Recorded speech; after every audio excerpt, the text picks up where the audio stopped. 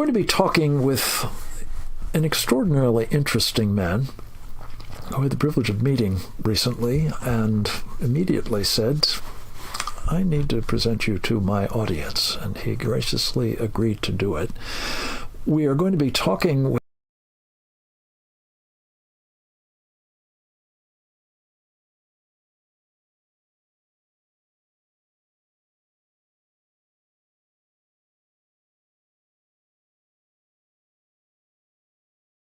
at least if you lived through the COVID-19 pandemic.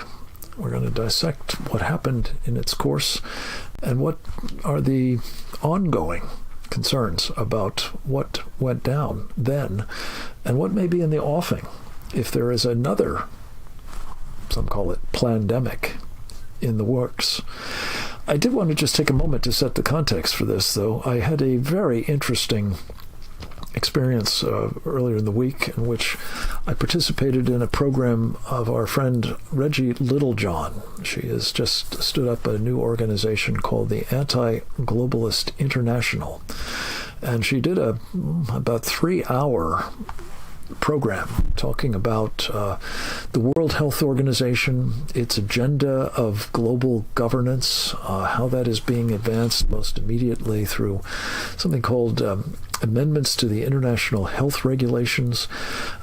We have until Saturday, a day or two hence from when we are taping this program, for the President of the United States to say, we don't want any part of those things. And I think we'll probably talk with our guest about those as well, among many other topics. You need to take action, if you can, to illuminate this particular problem, and also sign the manifesto at antiglobalist.net. We'll talk more about that in a moment. First, let me introduce Brian Hooker. He is a man of considerable experience, as I said, in the biology and biotech space. I believe he is a PhD, if I'm not mistaken. He has served as a professor at Simpson University out in Reedley, California. He is now a professor emeritus of that institution. He's also worked in a national laboratory up in the Pacific Northwest. But most importantly, he has been for quite some time now involved as a board member and as a actual staff member of a marvelous organization, Children's Health Defense, whose driving force for many years, I believe, is now the Secretary of Health and Human Services, Robert F. Kennedy Jr. Brian Hooker is somebody who, when I met him and we talked a little bit about what he is up to at the moment, as I say, I thought, let's have a full hour conversation with him, and he graciously agreed. Brian, welcome back. Well, not welcome back.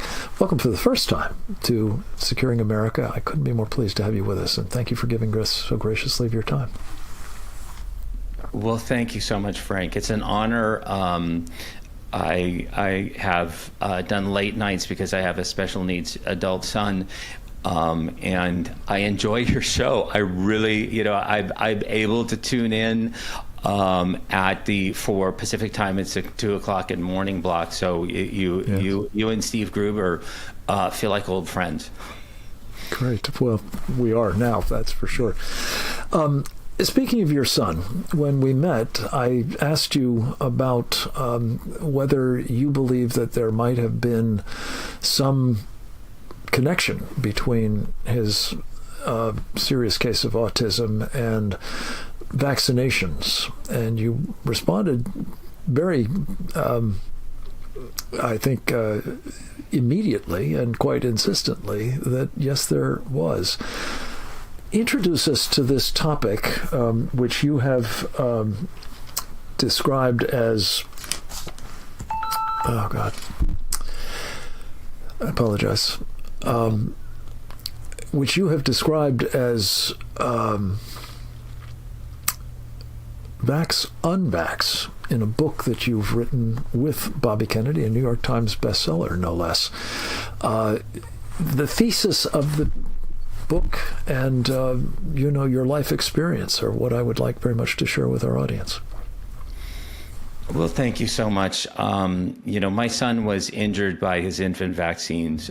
He was born in 1998. For those of us that have vaccine-injured children from that era, we call it the thimerosal era. Thimerosal is a mercury-containing preservative that was used pretty much in most of the vaccines that were distributed in the United States, specifically the hepatitis B vaccine, the Hib or Haemophilus influenza B vaccine, and then the DTaP vaccine. All three had fairly high levels of mercury. And nobody really did the calculation at HHS at the time. But, at the 2-month and the 6-month well baby checkups, they were exceeding the infant's allowable amount of mercury by over 100 times. My son did not react very well to those vaccines at all. He was developmentally delayed very early on. And then subsequently at 15 months, really had sort of a medical cataclysm at his 15-month vaccines, leading to an autism diagnosis very early at 18 months. And then, very, very difficult medical maladies, gut issues. He has ileitis, he has colitis, he has esophagitis, all the, gut issues that have been now associated with autism. And he's 27 years old and he's a non-speaker. He cannot speak. He just does not have the oral praxis to be able to speak. So it's been a very difficult road for him, and it was quite obvious that the vaccines that he had in the infant schedule, we stopped vaccinating at 15 months, were really the key culprit here in his regression into autism. So is this now widely agreed that at least mercury is a problem in vaccines, or is that still a matter of some dispute? There is a lot of dispute. There's a lot of actual, industry sort of canards that mercury in vaccines don't cause autism. They never cause autism. It really flies in the face of good experience and good toxicology. Mercury is a neurotoxin. It's very difficult to get around that. It was still available in the influenza vaccines that were given to infants and pregnant women up to a couple of weeks ago, when Secretary Kennedy then eliminated, through the Advisory Committee on Immunization Practices, the use of mercury specifically for these populations. It was crazy, the outcry from the American Academy of Pediatrics to keep this neurotoxin in vaccines. I think they're finding themselves on the wrong side of history here. And I'm very, very grateful that finally infants, pregnant women can not, no longer be exposed to this neurotoxin. Now, as I understand it, that is the case if they opt out. It's still on offer. Is that right? And is it still the case that pediatricians are likely to recommend it despite, you said good experience. I think it's probably pretty awful experience by and large, but a lot of it that reinforces your point. Is that right? Well, the multi-dose vials of the influenza vaccines are the culprit. What happens is they're small vials, but they have 10 doses of the flu shot that can be taken out repeatedly using a needle and a syringe, and it ruptures the septum. The preservative needs to be in there to prevent any type of microbial overgrowth, because there's always a chance of contamination when that needle goes in and out. Hold this thought, because it's a little bit more detailed than I thought I was asking you for my question, but we'll get the proper answer on the other side of a very short break. Dr. Brian Hooker is in the house. We will be visiting with him about autism and more right after this.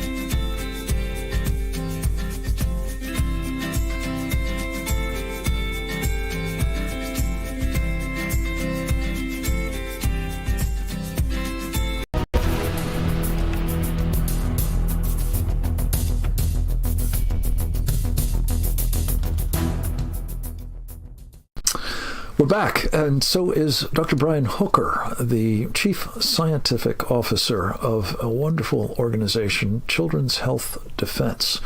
And we're talking about his own personal experience with his son, whose autism, he believes, was absolutely precipitated by injections as an infant of various vaccines. And I was asking you to elaborate on, just how clear is the science on this matter. And when Bobby Kennedy, with the advice of his new advisory board on vaccinations, changed the ground rules, is it still possible for people to get their children jabbed with these things, or is it now not only off the schedule but not recommended by the authorities?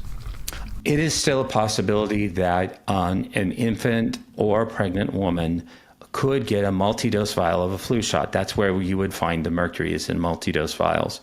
And so, my advice is that if families choose to get a flu shot, either prenatally or postnatally, that you always ask for a single dose vial or a pre-filled syringe.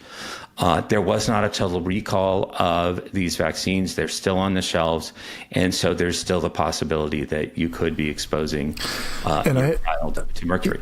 Yeah, I was interrupting you. You were making the point that if you're using these multi-dose vials, you could find that the unused portion of the vaccine is contaminated as a result of the air being able to get into it. Is that basically what you were saying? That is correct.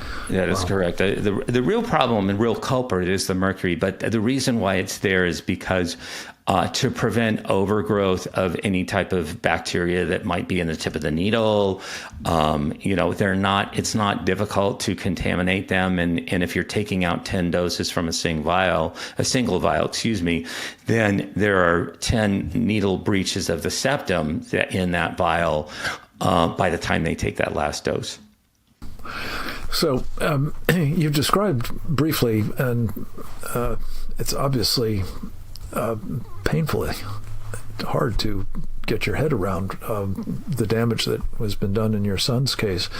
How extreme is that example? And to just come back to this point about what Secretary Kennedy has done, it's still a hotly contested matter. In fact, there's people suing him over, I think, this change of the regimen. Are you saying that that the arguments that he and you have made, notably in Vax Unvax, let the science prevail, I think is the subtitle, is this in fact settled science, even if there are some who are still objecting to it? Is it so clear cut, do you think, especially with respect to this mercury and the role it plays in it, that it should be beyond dispute? I believe that it should be beyond dispute that mercury is a neurotoxin and it doesn't have a place in medicine whatsoever. It's surprising, Frank, those that would argue against that and that would say, oh, it's perfectly fine. I've even seen handouts from pro-pharmaceutical astroturfing groups referring to thimerosal as safe mercury, which, I've spent a lot of time in toxicology. It's very much preposterous. But there still is a significant effort to derail anybody that would say anything bad about any vaccine component, whether it's mercury, whether it's aluminum, whether it's formaldehyde, whatever. It seems that if you put it in a vaccine, somehow magically it becomes safe. Yeah. This sounds like the pharmaceutical industry speaking, and I know that they have a huge voice in all of these matters. In fact, I think it was in conversation with you, or maybe Dr. Robert Malone, that I learned the other day about the extent to which the previous advisory board on these vaccines in the Department of Health and Human Services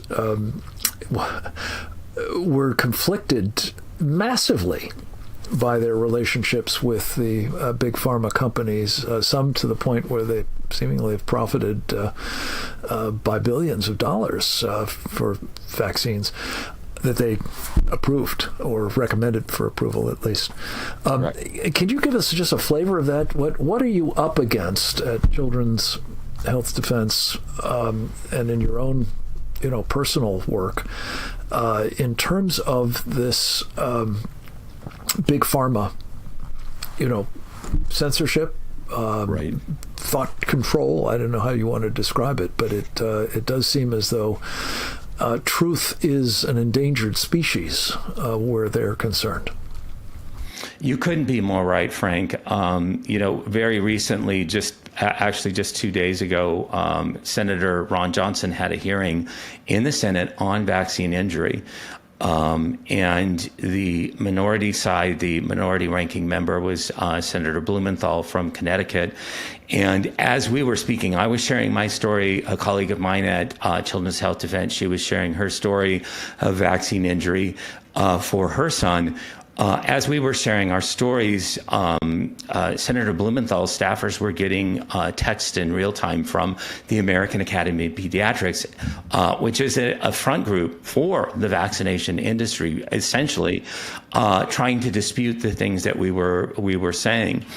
On Capitol Hill, there are about 1,600 pharmaceutical industry lobbyists. So that's one lobbyist for every member of Congress. In addition, the amount of soft money that flows from the pharmaceutical industry to Congress, to the, in the federal government, in Congress, not the state legislatures, is over $100 million a year. I can't compete with that, Frank. Quite frankly, working for a nonprofit is we pay the bills, but there's not a whole lot left over. So it's not like we're putting money into these campaign coffers to support our local representatives, whatever representatives, but it's happening all the time. It goes into their C4s, goes into their actual campaign coffers. And it's very, very difficult to compete with that. It's very difficult to compete with direct-to-consumer pharmaceutical advertising for vaccines, for biologics, for drugs that happens all the time. Yeah. I'm so glad that you mentioned Senator Ron Johnson. I think the world of him, and I'm so grateful, as I'm sure you are, and I know the CEHD team is, for these hearings that he has been having now. Even when he was not in the majority, he nonetheless did something that I think is essential in terms of just whether it's a field hearing or whether it's an informal hearing in the Senate, getting the truth in, past those filters and efforts to suppress it. And speaking of which, one of the other things that I learned, I believe, from Dr. Malone and his wife Jill in a conversation with them about the influence of big pharma and its money, it's also evident in the medical journals as well. And they told me something that I found frankly incredible, that you have to pay to get published in one of these peer-reviewed journals. And, the big money is against you if you are interested in telling a story that is not likely to be welcomed by the people who are the principal sponsors of these publications. Is that your experience as well, Doctor? Absolutely. The experience that I've had, I've been publishing papers, scientific papers on vaccines and vaccine adverse events for the past 20 years. The journals that, number one, you do pay to play. You just, you pay a certain amount of money. It's called a publication fee. Can I ask you to hold that thought? We have to take a break. I realize that I asked you more question than you had time to answer. I want to pick up on this point. How does that work in these journals, and what are the implications of it for, science and the truth? That and much more with Dr. Brian Hooker on the other side of the break. Please stay tuned.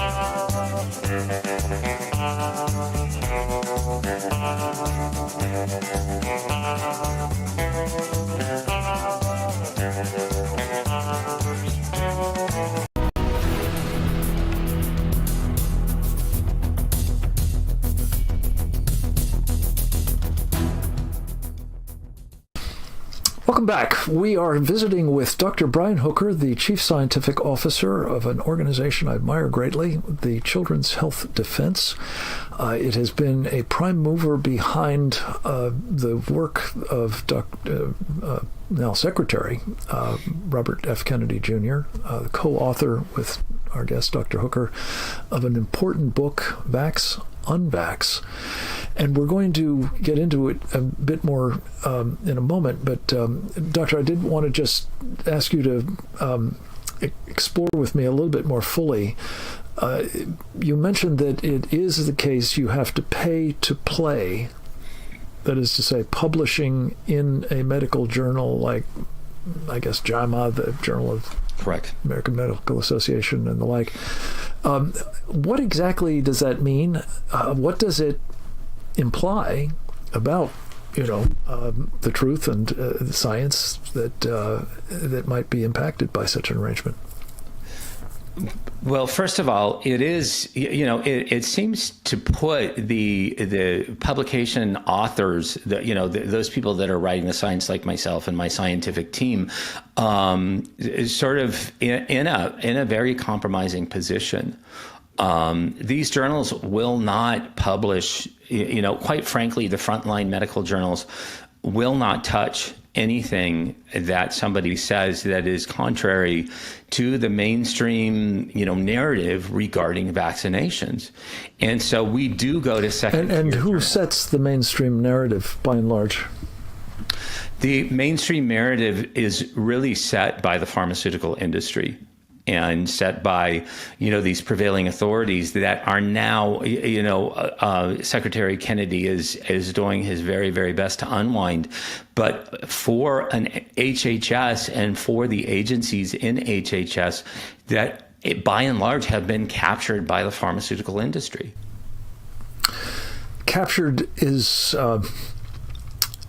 no exaggeration, and that's a function, I assume, of this kind of infusion of funds. We certainly see it in a spectacular way in the media, but talk a little bit about what it means. You mentioned that your own efforts are not colored by excess funds, needless to say, but it's a David and Goliath proposition, is it not? Every day is a David and Goliath proposition when you're trying to really get the truth published regarding vaccine adverse events and vaccine injury. The CDC has been captured for such a long time. There's a revolving door between CDC scientists and industry, and that is absolutely no secret. You can pay your dues at the CDC, and then you can do like CDC Director Dr. Julie Gerberding and get a nice cushy position at Merck as their president of their vaccine division. To do that, while she was CDC director, she got the HPV vaccine approved. She also got the heat off of the Merck's MMR2 vaccine that had serious problems and still does have serious problems regarding the mumps portion of the vaccine. FDA, through the fast track program, over 50% of FDA's revenues now come from the pharmaceutical industry and not from tax dollars. NIH is no secret. They have co-patents. They work with Moderna. They work with other vaccine manufacturers on a regular basis, and they are set to make a lot of money. When I was a federal employee, I was set to make, on royalties from my own patents, I could make up to $150,000 a year in addition to my salary. And that is an arrangement that obviously incentivizes you to come up with, path-breaking research and science and right. experiments and so on. But it brings me to a question that I wanted to delve into with you actually earlier in the program, but I'm coming to it now. talk to us about Dr. Anthony Fauci and his supplemental income as a result of some of the arrangements that he had as I guess the senior civil servant in the U.S. government during the COVID period in particular, but before then as well. Well, you're absolutely right. The highest paid government official in the United States was not the President of the United States. It was the director of the National Institute for Allergies and Infectious Diseases, one Dr. Anthony Fauci. And so his compensation directly was, I think it was over $430,000 a year. In addition to that, then he had the ability to collect royalties for his own patent portfolio. And wow, so that was in addition to a salary of over $400,000? Yes. Wow, that was in addition to his salary. So consequently, his net income over the COVID era, he started out at $5 million, and then his net income increased to somewhere between $12 and $14 million. So he tripled his income, which is pretty good for an era that lasted less than 4 years. Yeah. I think let me just ask you, pick through. Yeah, Brian, if my understanding of this is correct, he stood to profit from some of the actions that he was taking with respect to mRNA vaccines. Did he not? Is that where that tripling of his salary or his compensation, should I say, came in? Precisely. That is where he made his money. There was such a significant conflict of interest with somebody who is, essentially a megalomaniac who took the health of the United States in his own hands so he could triple his income, 3-to-1 investment, and it paid off dearly for him. He belongs in jail. I'm sorry, you have to say that. He needs to be prosecuted. And, the auto pen worked very, very well in giving him sort of a blanket immunity of any prosecution, although no prosecution was filed at the time. Yeah. And it remains to be seen whether the auto pen's work will be unwound, because there's evidence that the President of the United States, whose name was being signed to these papers, seemingly was clueless about them. Not surprising. But let me, again, just be clear. Brian Hooker, you're telling me that Dr. Anthony Fauci, the man who inveighed against an inexpensive, safe, and highly effective treatment for COVID known as hydroxychloroquine, and subsequently another one called ivermectin, profited immensely from his insistence that instead of those drugs, essentially untested experimental gene therapies were to be used, and that he was one of the material beneficiaries from that choice? Dr. Fauci was indeed a material beneficiary from that particular choice. Really, there's not a whole lot of other ways that he would have been able to make money in COVID-19. With a prescription that's mere dollars, ivermectin or hydroxychloroquine, of course it needed to be banned. Of course, FDA had to overstep and call it horse paste and tell people that they were not horses, even though, ivermectin won the Nobel Prize in terms of an anti-parasitic drug for its safety and its efficacy. So, yeah, albeit not for COVID, for other maladies. Not for COVID, but it was extremely safe. Yeah, and the clinical trials, as we know, were that were used to sort of debunk the use of hydroxychloroquine and ivermectin were set up to fail. They were set up to fail. And that ushered in the era of nothing but a vaccine. The only thing that we can do is vaccinate with now this vaccine that Deborah Birx, basically is describing as wishful thinking. And you were precisely right. It's not a vaccine at all. It's a gene therapy. Yeah. And if it were just wishful thinking, that would be one thing. Right. You could say it's a placebo if it's just wishful thinking. But this was a toxic substance. I don't know if you agree with this, but I've had people on the program talking about it as a biological weapon. Would you go that far, sir? Yes, I would. I have to agree with that assessment. The most toxic thing on COVID-19, which I believe was a lab-created virus, the most toxic thing was the spike protein.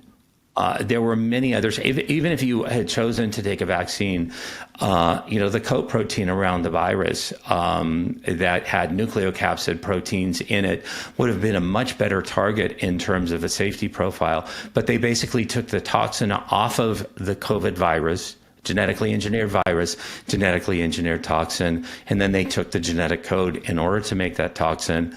That went into your body, and it has persisted for years in certain individuals. You cannot say that it's not integrated. The spike protein associated with the disease, correct, is injected into your body, even if you haven't had it, to protect against it theoretically. But in point of fact, how did that work out? What was the legacy, I guess, of Big Pharma's mRNA experiment from which Tony Fauci benefited enormously? It did not work out well. There were studies in the clinical trials that showed cases of myocarditis in young adult males and adolescent males before the quote unquote vaccine was even rolled out. I would estimate that over 1 million people in the United States, and I think that's a low ball estimate, have died directly from the COVID vaccine. Many are vaccine injured. Really, in monitoring this, it's like nothing we've ever seen before. Yeah. Hold that thought, because when we come back, I want to explore with you the difference between how this drug was treated compared to previous vaccinations, which had a much lower, problem with their efficacy and safety. That and much more with Brian Hooker on the other side of another break. We'll be right back. Please stay tuned.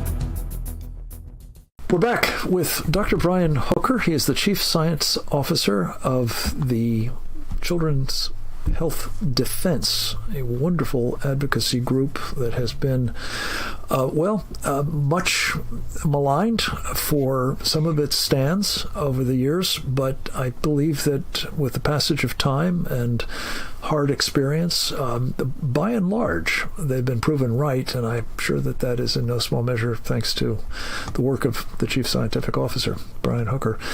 Brian, I was asking you about this question of safety. Correct. And as we talked about earlier, you've had your own very hard experience with what turned out to be unsafe vaccines. But unsafe vaccines, historically, as I understand it, had to prove far less unsafe than the mRNA vaccines in order to get pulled off the market. What happened in this case? Is this another function of Tony Fauci's self-dealing, or is it a bigger problem than that? The incredible level of malfeasance, out-and-out fraud around the approval through an emergency use authorization of this gene therapy. I think we'll be writing about this for years. The Secretary Kennedy, of course, wrote The Real Anthony Fauci. I was very, very grateful it was flying off the shelves. And I was able to help fact check the book for him with a team of fact checkers to make sure that everything that we said was completely accurate. But, and he's fond of pointing out that he was not sued by anybody because you've done your work so well. We really want to make sure that it was just rock solid and the science was rock solid. The vaccine was rolled out over probably within the first 6 to 8 weeks of vaccination. There were over 1,200 reported deaths just due to the Pfizer shot, and these were the reported ones. We know that many, many others occurred without the reports. And harkening back to swine flu in 1976, the vaccine was pulled off the market after there were reports of 25 to 50 deaths on the vaccine. So this gene therapy should have been pulled off the market immediately, absolutely pulled off the market. And why do you think it was not?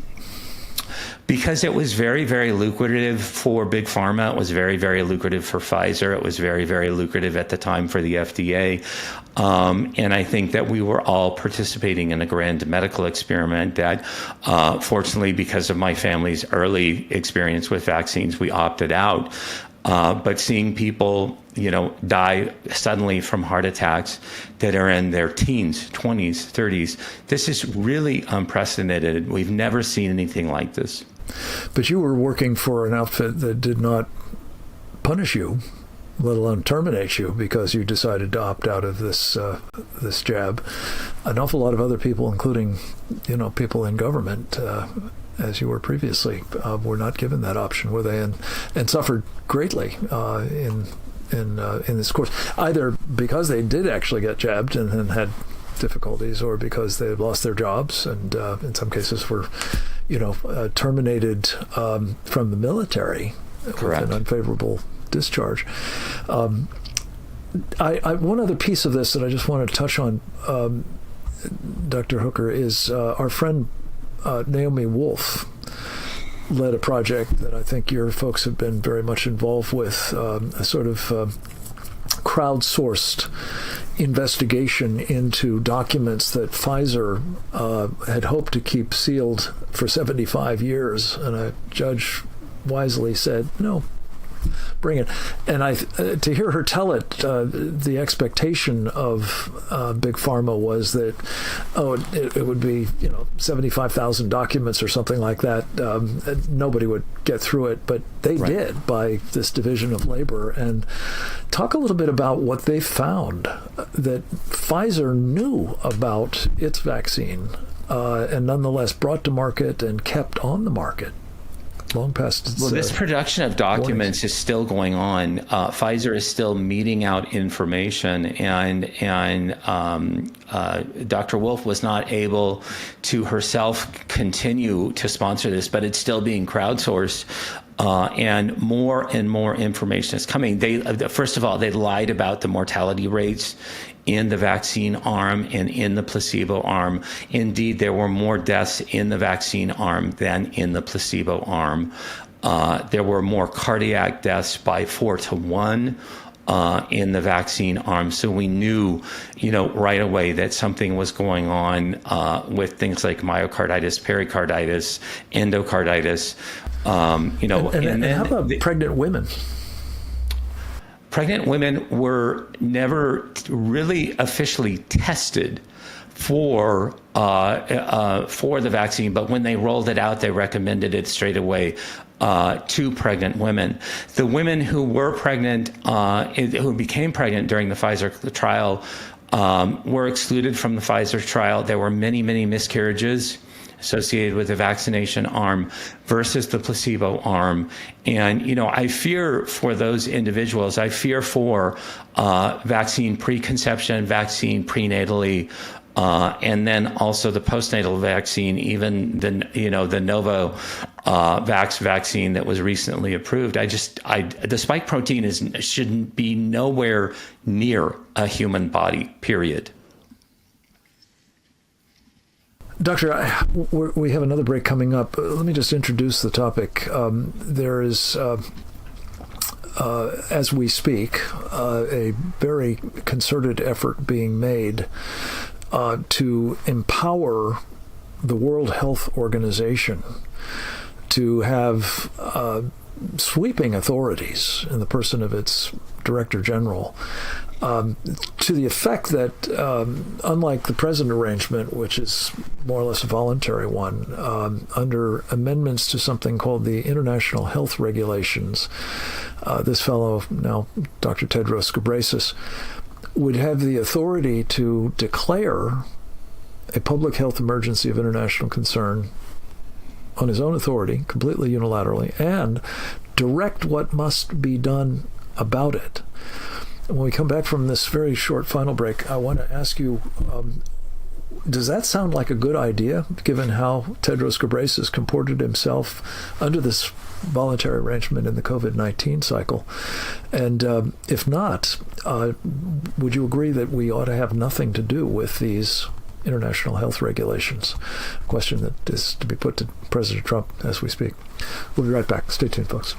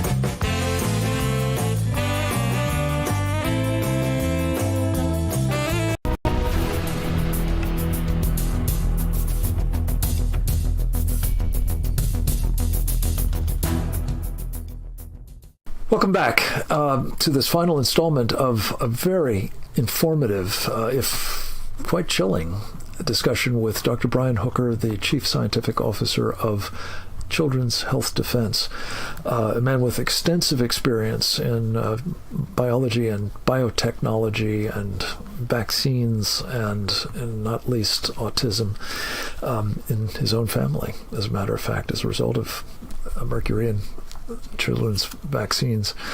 I was asking you before the break to respond to my contention that the World Health Organization, under its Director General Tedros Ghebreyesus, did not perform in the COVID-19 period in a way that would give any sensible person the idea that what we need to do is give Tedros Ghebreyesus more power.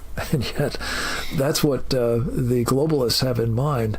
Could you talk quickly through what the WHO did during that crisis and what it's proposing to do now?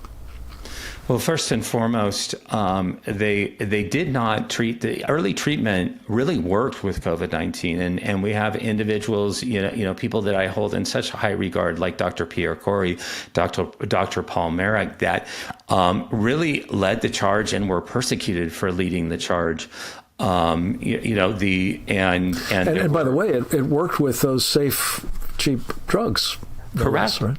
Correct. Yeah. Ivermectin, hydroxychloroquine, vitamin D, niacin, all were very, very effective and would have limited the mortality of COVID-19. But instead, Tedros and his machine, including the World Health Organization, including Gavi, which is, primarily sponsored, was propped up by the United States, but then also by the Gates Foundation, then pushed over 13 billion vaccines on the population of the world. 13 billion vaccines. To the great profit of Bill Gates, as it happens. Correct. Right? Correct. This was a money-making scheme from the very, very beginning. And so, individuals really that were sock puppets for the World Health Organization, like Tony Fauci, like Deborah Birx, they were on the take. They were making money at the same time. But no, they should not be trusted whatsoever. The amount of damage foisted has been estimated by somebody very, very statistically bright, Dr. Denis Rancourt. And from the nations where he could get data, this is not a worldwide estimate, but he did estimate the carnage at about the mortality at about 17 million. Wow. Dear God. I've heard that it was about 60% of those in the United States were needlessly lost. It sounds like it may be actually higher than that. It was a very, very high amount. We believe that a lot of the information, the way that vaccine injuries are tracked in the United States is through a system called VAERS, the Vaccine Adverse Event Reporting System. We know that Peter Marks at the FDA did manipulate that information. CDC individuals, including Tom Shimokibura, also manipulated that data. So we don't really know the extent of vaccine injury. Early estimates by people that are very honest, like Mark Skidmore from Michigan State University, had it anywhere between 250 and 350,000. This was early on in the pandemic. I'd say at this point it would have eclipsed 1 million for the United States. Doctor, we're going to run out of time here. In addition to the problems with the prescriptions that Tedros handed down, yes, albeit suggestions rather than directives, which he would like to be able to do going forward. And the fact that they seem to track pretty closely with the desires not only of Fauci and company, but also the Chinese Communist Party, which I believe was responsible for getting him the job in the first place. We're likely to see, coming out of these new health regulations or amended health regulations, a couple of things that are very worrying, and I'd like to get you to touch on this quickly because I think you experienced some of this yourself in the last cycle. Censorship and surveillance are two things that are essentially baked into these amendments, and I just wonder what your thoughts are based on personal or collective hard experience the last time around about the advisability of going down that road this time? It really, the IHR amendments trump national sovereignty. And so, individuals that are, I believe, are motivated by money and power, like Tedros, can march in and then will trump bodily autonomy, and essentially force individuals to get therapeutics, to get vaccines, to take countermeasures that are essentially bioweapons, against their will. And then also to be censored. Children's Health Defense was deplatformed. Secretary Kennedy was deplatformed from Facebook and Instagram in 2021. Those platforms have not been restored. Children's Health Defense is still deplatformed. I mean, we have a platform on X and a few others, but that's really about it. And then having the government backdoor, through the Center for Countering Hate, the government backdooring the censorship for, what they call the disinformation dozen, as well as other individuals. It's very, very disheartening. Disheartening indeed. And I would just say that the extent to which this inexorably leads in the direction of what the Chinese have called a social credit system, whereby they take the surveillance state, right, capabilities, quantum computing, big data, surveillance cameras, you name it, right, and combine it with censorship to essentially control their population. And they clearly aspire to do it elsewhere, as I think probably do some others, maybe Tony Fauci among them. And one of the things that I just prize about the work of Children's Health Defense and your good self is you are standing athwart all of that, as are we with our Sovereignty Coalition at the Institute for the American Future, among others, including our friend Reggie Littlejohn's new anti-globalist alliance, international rather. So I just wanted to say thank you, for taking the time to discuss all of this with us, and I hope you will come back, Brian. There's an ongoing need for education in this space, as you know, and I look forward to participating in it and benefiting from it myself as well as our audience. I hope the rest of you will be back with us next time, and then until then, you will go forth and multiply.